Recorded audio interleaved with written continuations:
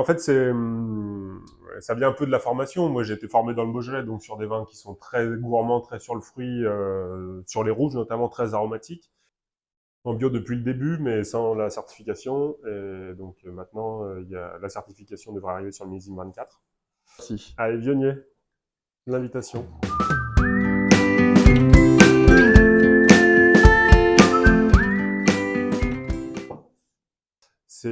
Moi j'aime les vionniers plutôt typés nordistes, plutôt un peu plus tendus que ceux du sud, sans gras, donc la plupart sont en cuve. Là sur 2022, ça a vu que de la cuve, où les malos sont bloqués pour garder un peu de fraîcheur, un peu d'acidité. Donc ça c'est Marsanne 2022, c'est 50% de cuve, 50% de fût, avec vinification en fût intégral. Donc les jus sont pressés, débourbés, mis en fût, vinifiés en fût, plus touchés jusqu'à la mise en bouteille.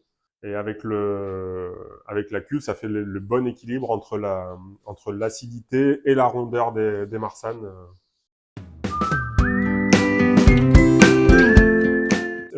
Grenache Syrah, c'est pareil, la première cuve avec laquelle j'ai commencé, parenthèse là, qui était un Côte-du-Rhône à l'origine. Un Côte-du-Rhône très typé Côte-du-Rhône, très gourmand, très sur le fruit. Très facile à boire. Et là, pareil, on est toujours sur la même lignée, des vins qui sont très sur le fruit, très ronds, très faciles à boire, qui peuvent être bu sortis de frigo comme débouchés à l'improviste de la cave. Ça me dérange pas du tout. Au contraire, je préfère boire des vins un peu plus frais, que les gens boivent des vins un peu plus frais, que des vins trop chauds gardés sur la table.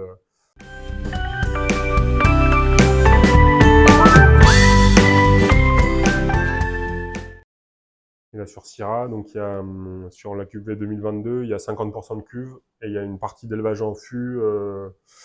Et là, sur les Syrah, on est sur des vieux fûts. Je travaille quasiment qu'avec des fûts d'occasion, donc d'occasion ou des vieux fûts à moi, des 4, 5, 6, 7, 8, 20, juste pour leur ramener un peu de rondeur. Pas chercher à les marquer sur le bois, mais juste, déjà, ça fait un contenant qui est hermétique, à peu près propre, avec un soupçon d'oxygénation pour les ouvrir un petit peu.